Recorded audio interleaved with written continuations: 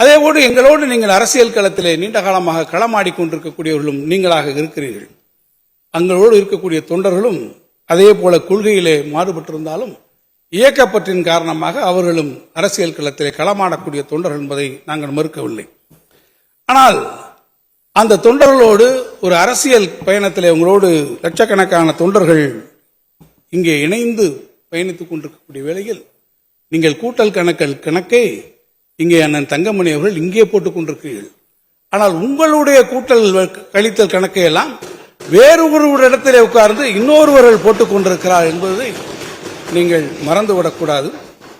அதுவும் வேறு எங்கோ ஒருவர் உட்கார்ந்து உங்களுடைய தொண்டர்களுடைய எதிர்காலம், உங்களுடைய அணுகாவினுடைய எதிர்காலத்தை எல்லாம் காலத்திலே நீர்த்து போக செய்யக்கூடிய அளவிற்கு சாணக்கிய தந்திரத்தோடு இந்த கணக்குகளை சிலர் எங்கோ உட்கார்ந்து போட்டுக் கொண்டிருக்கிறார்கள்.